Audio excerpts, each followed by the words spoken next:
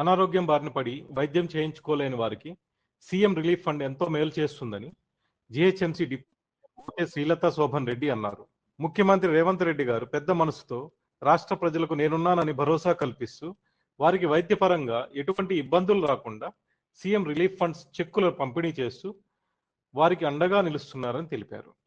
ఈ సందర్భంగా తార్నాక్లోని deputy mayor camp కార్యాలయంలో టీటీయూసీ రాష్ట్ర అధ్యక్షుడు మోతే శోభన్ రెడ్డితో కలిసి సీఎంఆర్ఎఫ్ 60,000 చెక్కును బాధితుడు మహమ్మద్ రౌఫ్కు అందజేశారు.